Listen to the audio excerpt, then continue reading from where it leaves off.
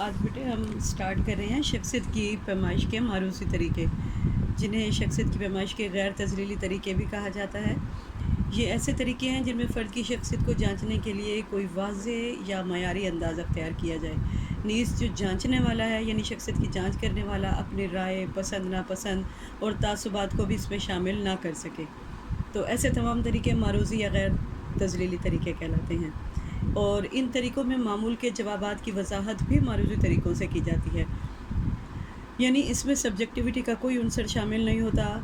ہدایات دینے سے لے کر نتائج اخذ کرنے تک اور ٹیسٹ ایڈمنسٹریشن تک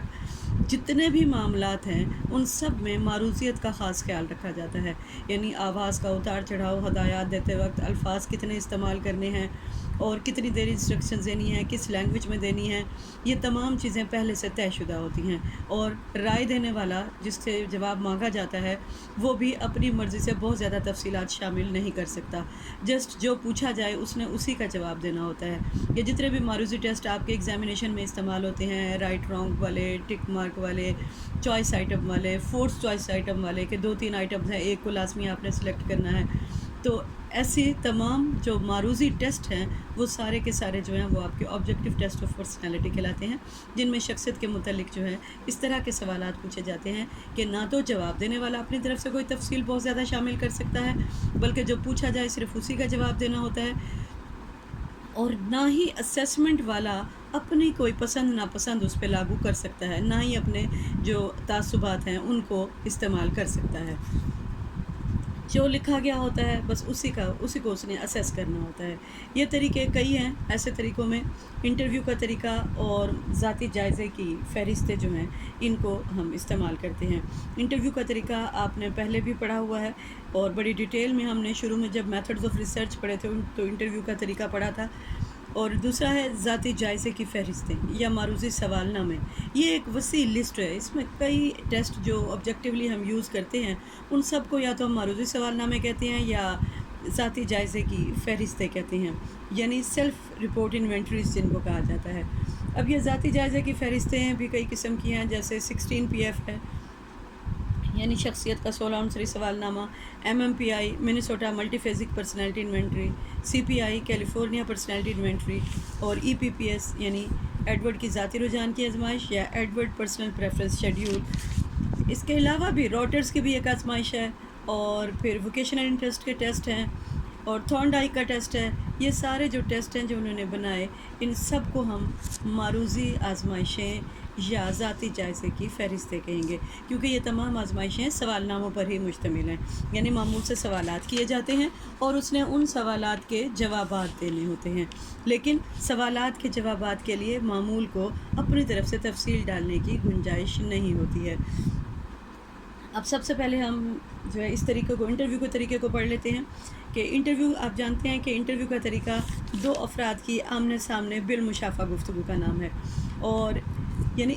یہ انٹرویو کئی قسم کے ہوتے ہیں۔ انٹرویو اوپن ہینڈڈ بھی ہو سکتا ہے، انٹرویو فکس ہینڈڈ بھی ہو سکتا ہے۔ اوپن ہینڈڈ انٹرویو عام طور پر معالجاتی سیٹنگ میں استعمال کیے جاتے ہیں، جب معمول کے مسائل گھمبیر ہوں اور اس سے اس کے مسائل کے متعلق جانچ پڑتال کرنی ہو، تو معالج اپنے جو کلائنٹ ہوتے ہیں ان سے انٹرویوز میں اس طرح کی معلومات حاصل کرتے ہیں جو کہ ان کے مسئلے کی وضاحت ہو جائے، یعنی جو بھی اس شخص کا پرابلم ہے اس کے متعلق میٹنگز کے دوران جو چیزیں ان پر واضح ہوتی ہیں ان کو لکھ لیتے ہیں کہ کس کس قسم کی معلومات ان کو چاہیے، پھر وہی معلومات ان سے حاصل کرتے رہتے ہیں۔ معمول اپنی طرف سے جیسی مرضی تفصیل چاہے ڈال سکتا ہے۔ معالجاتی انٹرویو میں مریض چونکہ معمول کے سامنے ہوتا ہے، اس لیے اس کی جو موٹر ایکٹیویٹیز ہیں وہ بھی اور فیشل ایکسپریشنز وہ بھی جو جائزہ لینے والا ہے یا جو تھراپسٹ ہے اس کے سامنے ہوتا ہے، یعنی کہاں وہ جو ہے ہچکچاتا ہے جواب دینے میں، کہاں وہ آنکھیں چراتا ہے، اور کہاں وہ تفصیلی جواب دیتا ہے، کہاں وہ خاموش ہو جاتا ہے۔ یہ تمام انٹرویو جو ہے، یہ معالجاتی انٹرویو جسے ہم کہتے ہیں، ایسے انٹرویو میں معمول کے عموماً اوپن ہینڈڈ جو ہے وہ کام کرتا ہے سارا، یعنی کوئی فکس جواب نہیں ہوتا کہ اس نے فکس دینا ہے۔ لیکن اس کے علاوہ انٹرویو کی جو دوسری ٹائپ ہے جسے ہم لچکدار انٹرویو بھی کہہ سکتے ہیں، غیر لچکدار انٹرویو جو ہوتا ہے، انسٹرکچر انٹرویو، یعنی دوسری ٹائپ جو ہے یہ عام طور پہ اسیسمنٹ انٹرویوز ہوتے ہیں، اور یا ایسے انٹرویوز جب کہیں داخلہ لینا ہو، جب کہیں آپ کو جاب کے لیے سلیکٹ کیا جا رہا ہو، جیسے آرمی کے ٹیسٹ ہیں، میڈیکل ٹیسٹ ہیں، اور مختلف یونیورسٹیز میں داخلے کے ٹیسٹ ہیں۔ تو ایسے تمام ٹیسٹوں میں معمول سے اس کا نالج چیک کرنے کے لیے اور اس کی پرسنالٹی کریکٹرسٹکس دیکھنے کے لیے فکس اینڈڈ سوالات کیے جاتے ہیں، اور معمول صرف انہی سوالوں کے جواب دیتا ہے جو اس سے پوچھا جائے۔ اپنی طرف سے وہ کوئی فہرست، کوئی چیز اس میں شامل نہیں کرتا ہے جوابات کی کہ میں یہ بتا دوں، جسٹ جو پوچھا جاتا ہے اسی کو ہی شامل کیا جاتا ہے۔ اسی طرح جو پہلے ٹائپ کا آپ کو میں نے انٹرویو بتایا، اس میں ظاہر ہے اسیسمنٹ مشکل ہو جاتی ہے کیونکہ آنسر سبجیکٹیو ہوتے ہیں، لیکن جب انٹرویو اس ٹائپ کا ہو تو اس میں جو ہے وہ اسیسمنٹ آسان ہو جاتی ہے۔ اب شروع میں نے آپ کو ایک بات بتائی ہے کہ انٹرویو دو افراد کی آمنے سامنے بالمشافہ گفتگو کا نام ہے۔ تو انٹرویو میں ضرورت کے تحت ویسے تو دو افراد ہی انٹرویو میں شامل ہوتے ہیں، لیکن سم ٹائم پینل انٹرویوز بھی لیے جا سکتے ہیں، یعنی اس میں انٹرویو لینے والے جو ہوتے ہیں وہ ایک پینل کی صورت میں معمول کو سامنے بٹھاتے ہیں اور پھر ان سے اپنی مرضی کے سوالات کرتے ہیں، اور معمول مختلف سوالات کے جوابات دیتا ہے۔ جیسے کمیشن جو ہے، پبلک سروس کمیشن جو ہے، اس کی سلیکشن کے انٹرویوز ہیں، ایک پینل انٹرویو لے رہا ہوتا ہے اور معمول کو ان سے پوچھے گئے سوالات کے جواب جو ہے وہ دینے ہوتے ہیں۔ اسی طرح ہم جو گروہی طریقہ علاج ہے اس میں بھی بہت سارے ایسے لوگوں کے انٹرویوز یعنی اس طرح کر سکتے ہیں کہ اگر تمام لوگوں کے مسائل ایک جیسے ہیں تو ان کو اکٹھا بٹھا کر ان کے جو ہے معلومات جو ہے وہ حاصل کرتے رہتے ہیں۔ لیکن سب سے زیادہ جو بہترین انٹرویو ہے وہ 1 to 1 انٹرویو ہے، دو افراد کی بالمشافہ گفتگو ہے، اور اس میں معمول کی شخصیت کے متعلق زیادہ انفارمیشن آتی ہے کیونکہ ایک ہی معمول پہ توجہ ہوتی ہے اور اس سے اس کی شخصیت کے تمام عوامل جانچنے کی کوشش کی جاتی ہے، نیز ایک سنگل پرسن کا موٹر بیہیویئر، فیشل ایکسپریشنز وغیرہ بھی نوٹ کیے جا رہے ہوتے ہیں۔ تو انٹرویو کے یہ جو طریقہ کار ہے یہ زیادہ کامیاب ہے۔ بہرحال پوری ڈیٹیل میں ہم نے وہاں طریقہ کار میں پڑھا ہوا ہے۔ انٹرویو کی اور بھی مختلف اقسام ہیں جو کہ ہم نے وہاں پہ پڑھ لی ہیں، لہذا کائنڈلی آپ ان کو جب آپ میتھڈز پڑھیں تو یہ سیم وہی طریقہ کار ہے، لیکن پھر بھی میں نے آپ کو اس کی تقریباً سارا اوور ویو یا سمری یا یوں کریں کہ ڈیٹیل میں نے بتا دی ہے۔ اب دوسرا ہم دیکھتے ہیں کہ ذاتی جائزے کی فہرستیں۔ ذاتی جائزے کی فہرستیں جنہیں ہم معروضی سوال نامے یا سیلف رپورٹ انوینٹریز کہہ سکتے ہیں،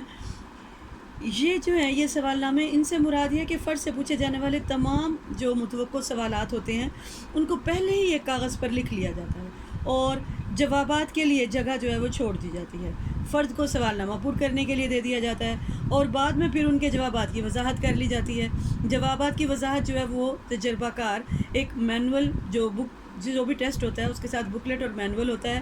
بکلیٹ میں انسٹرکشنز ہوتی ہیں آپ نے ٹیسٹ ایڈمنسٹریشن کیسے دینی ہے، اور مینول میں اس میں تمام جو جوابات متوقع جوابات ہوتے ہیں ان کے متعلق تفصیلات ہوتی ہیں کہ معمول کیا جواب دے تو اس کے نتیجے میں اس کی اسیسمنٹ کیا ہونی چاہیے۔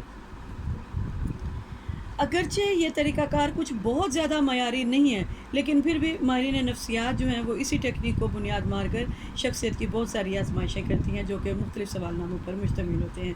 اور لیکن اس کے باوجود سمجھا یہ جاتا ہے کہ یہ طریقے چونکہ معروضی ہیں، معیاری ہیں، اس لیے ان کے استعمال کرنے کا وقت پہلے سے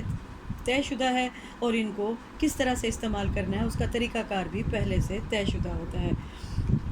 اور ان آزمائشوں کی جو خوبیاں ہیں معروضی آزمائشوں کی کہ یہ انتہائی معیاری اور قابل اعتبار ہوتی ہیں، سوالات کی تعداد پہلے سے طے شدہ ہوتی ہے، ان کا استعمال انفرادی گروہی دونوں طرح سے کیا جا سکتا ہے، اور ان کے نتائج کی وضاحت کے لیے بھی پہلے سے طے شدہ پیمانہ ہمارے پاس موجود ہوتا ہے۔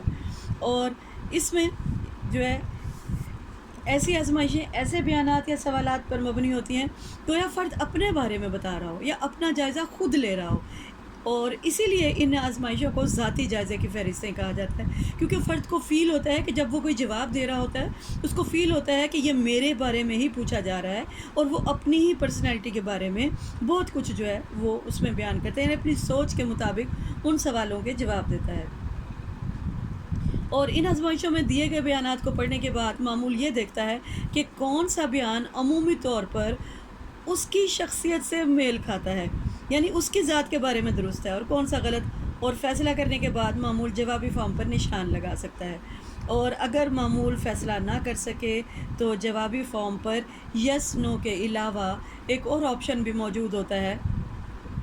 جیسے معلوم نہیں یا پھر کسی حد تک، یعنی جب معمول معلوم نہیں کو ٹک کرتا ہے اٹ مینس کہ وہ اس بارے میں جانتا نہیں ہے۔ اور اس طرح کی آزمائشوں میں ایک اور طریقہ بھی استعمال کیا جاتا ہے جسے فورس چوائس ٹیکنیک یعنی جبری انتخاب کا طریقہ کار کہا جاتا ہے، کہ جیسے 2 یا 3 یا 4 بیانات دے دیے گئے اور معمول سے کہا گیا کہ وہ ان میں سے کسی ایک بیان کو جو ہے وہ سلیکٹ کر لے۔